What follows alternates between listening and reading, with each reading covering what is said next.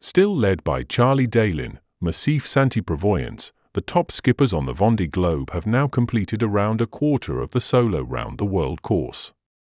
While they had a slow passage to the Equator, Dalin and co. now seem to be on course to break Alex Thomson's 8 days and 15 hours record from Equator to the Cape of Good Hope, which he set on the 2016 edition of the race. Present routing predictions have the top skippers passing in the middle of the day tomorrow, so around a day quicker for this sector of the route. As the pace is set to finally ease down slightly, Dalin has seen his cushion shrink progressively. This Wednesday afternoon, the top 4 skippers are all now within 40 miles of him as they contemplate one of the most potentially challenging and difficult phases of the race, the Cape of Good Hope and the Agulhas currents. Right now they are contemplating their next move and prepping as best they can for the Big South and setting up for their first jibe, their first major maneuver, after nearly a dozen days and nights straight-lining on port jibe.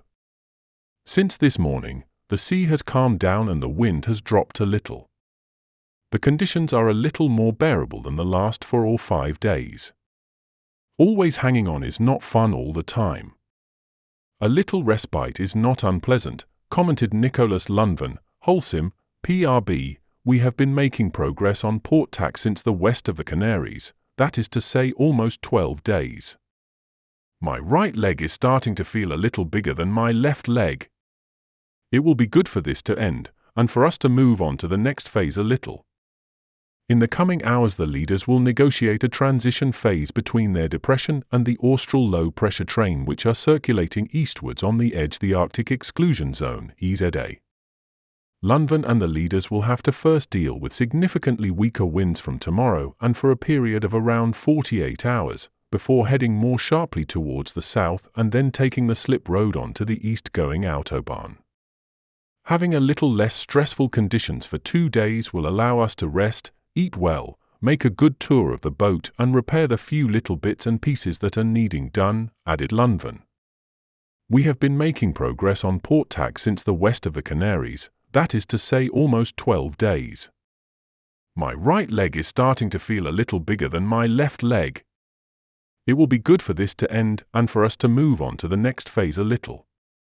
Recovering from a tough period when she terminally damaged here J0 Hetzel Switzerland's Justine Metro's teamwork, Group SNEF, is also setting up for the south.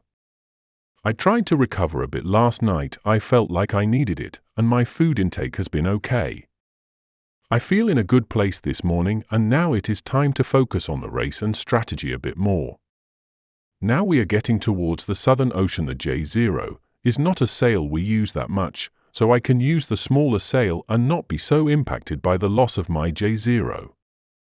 Metros continued, it is still quite warm in the boat, but the sea temperature is getting colder, so it makes everything a bit cooler, and you don't want to have your feet in the water, for example. The boat is in pretty good condition. There are a few things I can work on tomorrow in the light conditions all day. I will try to make the most of tomorrow to make the boat ready for what's next. The skipper of Teamwork Team SNEF, like Sam Davies, Initiatives Color, Boris Herman, Malaysia, Sea Explorer, or Clarice Kramer, L'Occitane en Provence, has already started to make the small adjustment jibes needed to move between the front to her north, and then the St. Helena High to her south, all of them looking to stay with the best breeze, easier said than done, given that on one side, to the south it is very light and on the other, the wind is very unstable. And it is the same program for those behind, back to Damien Seguin, Group Apicil. He too will have to wait until the middle of the weekend to hook into the next, new depression. But this new low will be at least to the middle of the Indian Ocean and it should allow them to stem the loss of miles to the leaders. What about the bulk of the peloton led by Arnaud Boissier's Lamia K-line? For the time being, he continues to lead a single file or almost towards the southern tip of the African continent. He, as leader of this next group, might cross the Cape of Good Hope in the evening and on Wednesday, so some 5 days after the leaders who should cross the longitude of the famous tip of South African from tomorrow at midday.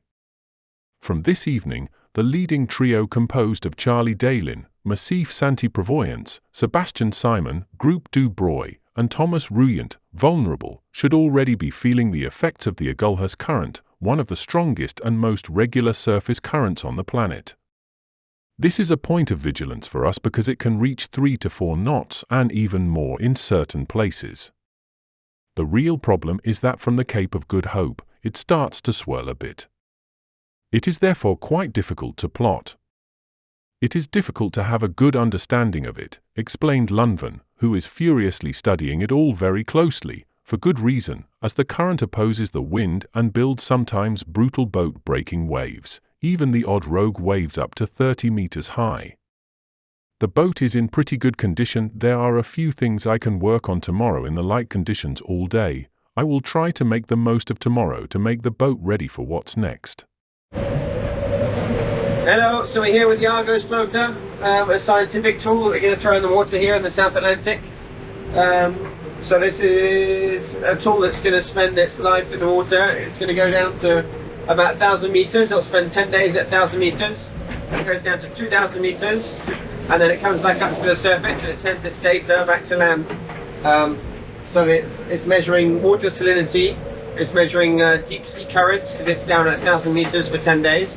And it sends all this data back to scientists who can then use the data to learn more about our oceans. So we're throwing it in here, and I'll send a message to Equator saying it's in the water, and scientists can do their job. See ya.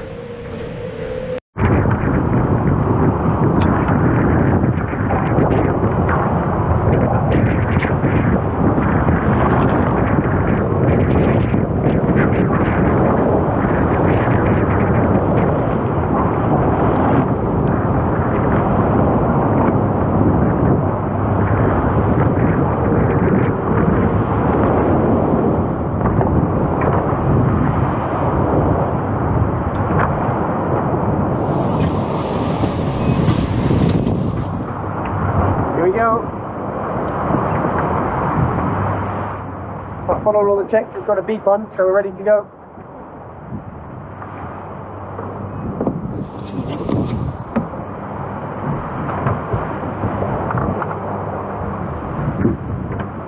John? Nice floating. The time is 15:37. Bye-bye.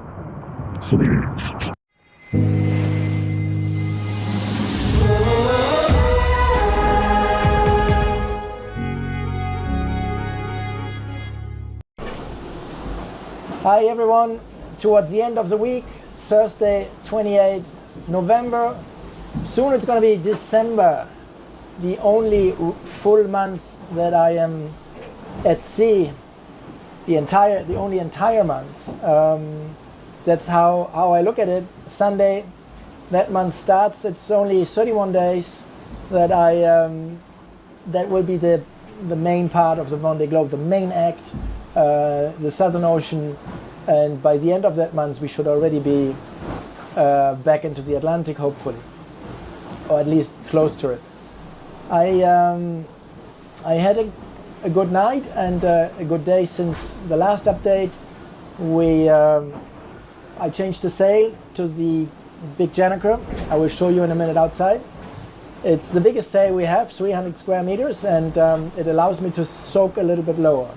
What we're trying to achieve since yesterday is the so-called VMG, velocity made good, trying to the wind is from behind. We cannot sail dead downwind, so we are jibing downwind, trying to make the best progress in the same direction where the wind is blowing. When I bear away, when I have the wind straight from the stern, the boat stops to 7 knots.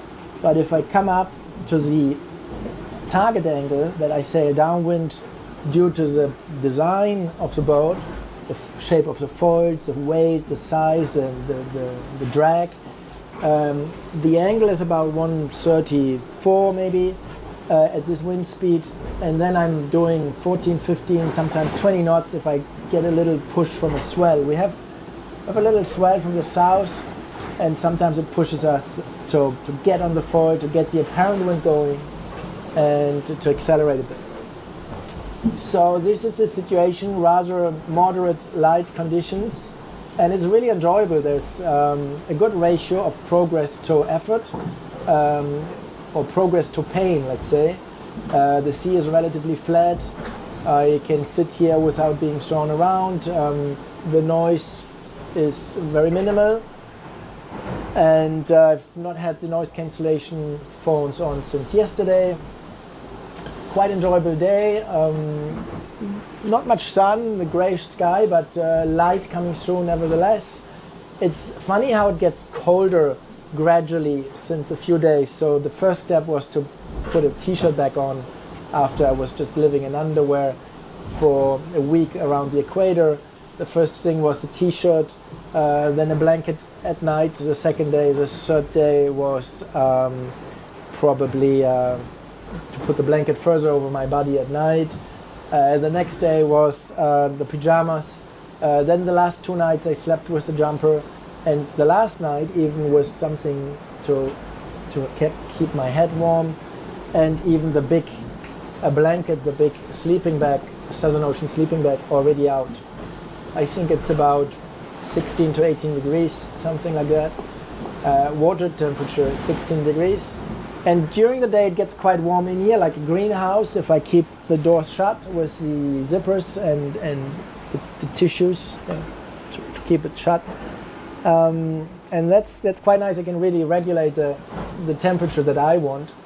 And I was sitting here in t-shirt most of the day. Now towards the end of the day, it's getting a bit more gray, a bit colder. And we just jibed south. We were going east, sorry. We were going east, away a bit from the front. We're still taking advantage from the front, from this wind along the front, driving in this 14 knots of breeze or so, and then going away. I get 12 knots, 11 knots. I jibe back, and then I find again 14 knots now. Hopefully it will still increase a bit, but it's really the end of the train. We are sinking further into slow mode. And I saw on the last tracker update the 2 boats behind me, they seemed already suffering a big speed deficit. So Sam Davies still going better ahead. So the 60-70 miles advantage she has or so is a great advantage for her, clinging on a little bit longer to this wind. So that's the development during the day. We will keep doing VMG sailing, like is downwind jibing with the shifts over the night. By the way, a jibe is not so quick. You have to put the foils up and down and the rudders. The biggest job is actually to get the foil down for me. That is a matter of how tight the bearings are, and they are a bit tight, so to preserve the foil, but in hindsight that makes it pretty hard to get them down. So and then drag that massive Janaka around as a long grind. So all in all, if I really go full speed from the first hand movement to the last, it's 10 minutes of pretty good action. So you don't do a jibe just like that every couple of hours. I mean, you could do it more often, but it's also a loss of progress and speed. Good eye always on the wind shifts. When the wind turns right further, once I see 340 again, I will jibe back, and if I see 320, I will jibe back onto this jibe. So this is a bit with this irregular wind and the oscillations, trying to be in the rhythm of the oscillations, which is not easy to get always, because when I get to the boundary of the wind sector, I have to go south, and then if the wind lifts me, if it turns right, then I can only do a counterboard, or how to say, what I did a little bit this morning. It really didn't look nice on the tracker. I was going like this and then a steep angle almost backwards, and that's a bit mentally painful, but it's the only way to get patiently south back into the wind, and then you also get a slightly better shift. So far from today, I quickly show you outside, and the stay sail, the day 3, the big Janaka, almost 300 square meters, such a big sail. And you see the sky, grayish, some clouds. I mean, a bit of light coming through between the clouds. And quite nice progress here. Boat going at 14 knots or so. Could be better, could be worse. I'm quite satisfied with the day, and mainly due to one thing, one detail, which is this fluffy thing is my remote microphone. I think came back to life. Hello everyone. A little side story today. This bear is called Alfonso. Some of you know him. He has been sailing on my first round the world 2008-2009, the Global Ocean Race. It has been named and selected by a school in Hamburg. The school followed the race around the world with a great educational effort, and that inspired our educational campaign, the My Ocean Challenge. If you don't know it, find out on the website. And it was also with me on the last Vondée Globe, and then a fan, someone from the internet who we don't know personally, Brigitte, she made this jacket from an old sailing jacket that she recycled and made up this jacket for this guy. So I like the details a lot. It had some name tag somewhere. I wanted to show you. Yeah, here. It has like a Velcro tag on the shoulder with a German flag you can remove and put back. And then later on it got made this life jacket with life belt for him. So Alfonso is with us again, and Alfonso has a friend now. This guy, he's new, and he has a really fancy jacket from the Sea Rescue Service in Germany, branded, also made by the same woman, a retired doctor, Brigitte, and it's really well done. It has an ice bear on the back and the German flag again on the shoulder. It's a really nice jacket and it fits perfectly.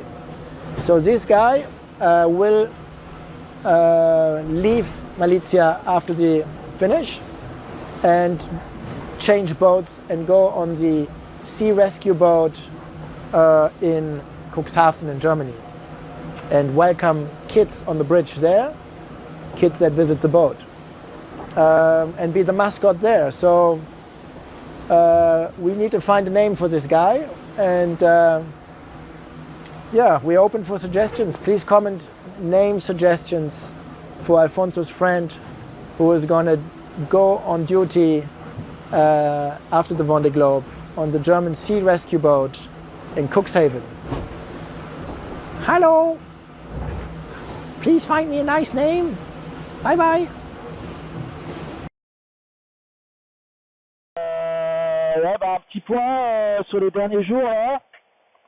Ça a été bien sport, la petite dépression qui nous a propulsé là, tout l'Atlantique Sud est en train de nous passer dans le sud là. Et on a eu du vent assez soutenu, notamment la nuit dernière. Là, c'est en train de se calmer un petit peu, mais c'est vraiment pas très régulier. Puis on a une mer qui était assez hachée. Donc voilà, difficile de faire avancer les bateaux vite de manière régulière. Voilà, ce qui est assez sympa, c'est que j'ai mon camarade Nico qui est à côté. Je vais essayer de vous montrer ça. Allez. Voilà, donc on va passer à Bonne-Espérance là, à peu près demain après-midi à longitude de Bonne-Espérance. Et bon, on est toujours dans le paquet de tête. 5-6e avec Nico là, qui est juste là. Donc voilà, moi je suis le bateau orange qui est là.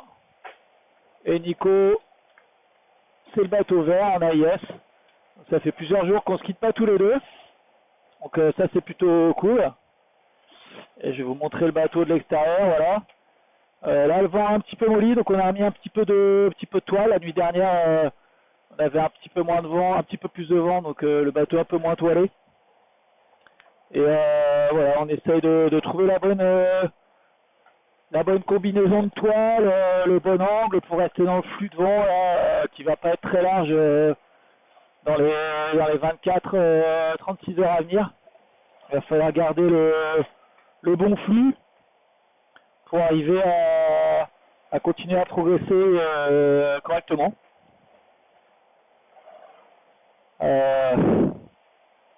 Voilà, à part ça, quelques petites bricoles à bord de Charal, mais voilà, on essaie de maintenir la cadence et on essaie de rester pas loin de Nico, qui est un bon lièvre là, et puis pas loin du groupe des 4 devant là. Ça serait bien si on arrivait à continuer à avancer correctement avec ce groupe là.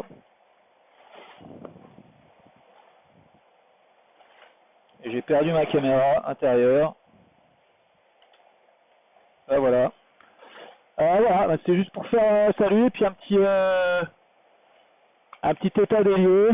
Voilà, je vous souhaite une bonne journée. Ici, ça avance. Les températures sont bien descendues. Là, on a perdu 4 degrés en une nuit.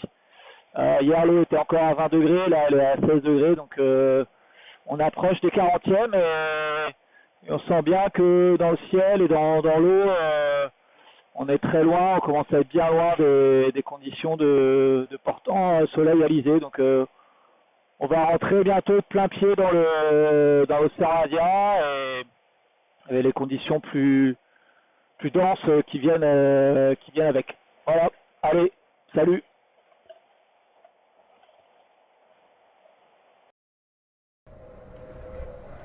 Ouais, bonjour à tous. Ça a été quelques journées intenses là, pour suivre ce front. Franchement, c'était assez dur à vivre. On a parcouru beaucoup de milles vers Bonne-Espérance et c'est ça qui est cool, ça nous remet dans un temps de course plus normal et c'est assez sympa. Voilà, par contre c'était extrêmement usant et du coup il y a eu un petit peu de casse sur le bateau, mais rien de grave, c'était juste le siège, il y avait une équerre qui était en train de se décoller. Donc j'ai dû réparer ça, je l'ai fait hier parce que hier quand ça bombardait, j'étais avec des pointes à 30 nœuds de vitesse. Et donc j'ai dû créer une contreplaque, poncer, percer, boulonner cette équerre et la coller pour que le siège tienne, parce que sans siège dans ce bateau je suis un peu embêté quand même pour faire la navigation et suivre ce qui se passe. Donc voilà, j'ai engagé les réparations immédiatement et ça s'est super bien passé et du coup je suis de retour dans le siège aujourd'hui. Donc voilà, ça fonctionne nickel. Et là on est parti sur une session un peu plus tranquille, déjà c'est du portant, donc il y a moins des très grosses accélérations, la mer est correcte, donc il n'y a pas de planté. Et puis ça va mollir au fur et à mesure. Donc on va pouvoir repasser sur des tailles de voile plus importantes. Et puis peut-être aller faire un tour du reste du bateau, voir dans quel état tout ça ressort de ces, je sais plus trop, 5 jours de sprint. Voilà. Et ben, bonne journée à tous.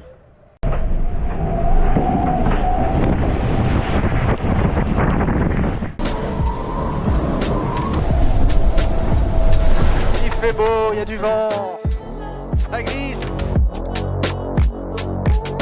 Je m'appelle Morgan Lagravière, j'ai 37 ans et je fais partie de l'équipe de Vulnérables avec Thomas et SamG. Ah, là on est vraiment dans des conditions top, c'est assez magique. Hello, c'est Sam sur Vendee. On va vite et on fait test.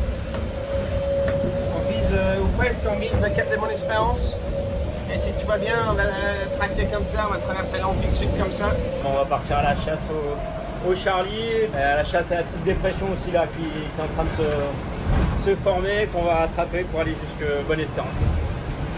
Allez, à plus! Écoute, depuis la sortie du poteau noir, il n'y a pas eu beaucoup de temps mort, en l'occurrence, notamment pour la tête de flotte. Très rapidement, en fait, au large du Brésil, formation d'une dépression qui a évolué avec notamment le tiers avant de la flotte vers le sud-est, vers Cape Town, pour une trajectoire vraiment très directe, plutôt très rapide même, avec des records qui sont tombés régulièrement. C'est assez impressionnant de voir finalement les vitesses moyennes, de voir les distances parcourues en 24 heures et de voir la résistance finalement de tous les marins là, dans cet environnement. Et là, ça fait une grosse semaine maintenant que les bateaux sont quasiment tout le temps entre 22 et 25 nœuds, donc je pense que ça doit être quand même assez dur à vivre pour les gars à bord.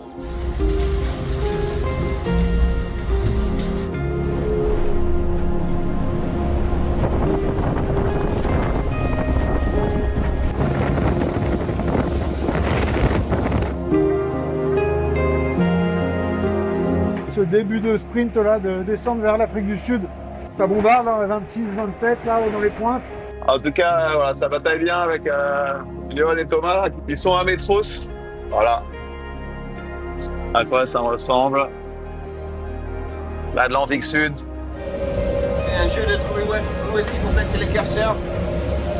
Rien casser et pas laisser les autres s'échapper trop non plus. C'est un rythme de transat, hein. C'est vrai que c'est quand même exigeant, hein. C'est exigeant comme je disais tout à l'heure et pour les bateaux et pour les bonhommes. Donc tenir ce rythme-là sur la totalité du tour du monde, j'ai du mal à le croire. Après voilà, il y a aussi un effet de groupe qui fait que ça aide aussi à pousser tout le monde en fait vers le haut. Le risque c'est de solliciter finalement les bateaux et les éléments techniques du bateau un peu au-delà de ce qu'il faudrait faire. Après le contexte météo est aussi particulier du fait que là on est dans une situation météo où ça va vraiment s'étirer par devant. C'est un investissement hein, quelque part pour la suite. La course elle peut éventuellement se jouer sur un système comme ça. Et effectivement, dans ce cas-là, pour pouvoir capitaliser sur cet enjeu stratégique, il faut mettre du charbon. Donc ça va un petit peu à l'encontre de l'état d'esprit qu'il faudrait, entre guillemets, avoir sur un Vendée Globe. Pour gagner, on sait qu'il faut prendre des risques aussi. Donc l'arbitrage, il est vraiment pas simple. Les marins qui sont devant, c'est des gens qui savent aussi faire. Que ce soit Thomas, Charlie, Seb, Nico, Jeremie. Tous ces gens-là, ils savent gérer la chose, ils ont de l'expérience. Donc s'ils mettent du charbon, c'est qu'ils savent qu'ils font en connaissance de cause. J'aime bien l'état d'esprit, la dynamique aussi de Sam, qui est un petit peu plus sur la retenue, certains bateaux peut-être un peu moins performants dans ces conditions, mais qui est vraiment dans une dynamique à dire attention, moi je lève un petit peu le pied, je suis dans le groupe, je suis dans le wagon, je suis pas largué, mais par contre j'y vais un peu plus cool. Et je me dis que c'est peut-être le bon compromis, quoi.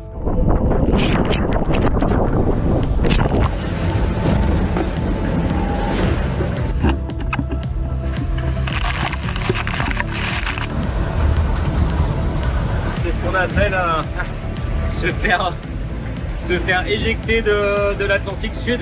Record des 24 heures battues en solitaire. Ça se trouve quand même. Hein. Bon bah voilà, je suis retombé dans la pétole là.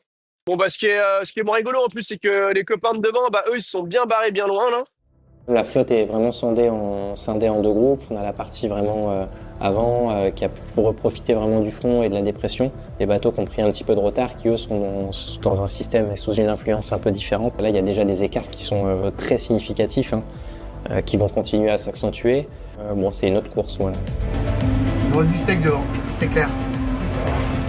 Bah voilà, nous c'est comme ça. C'est pas mal hein, quand même. Hein.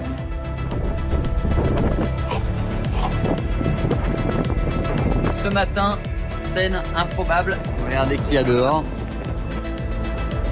I got company. This is so cool.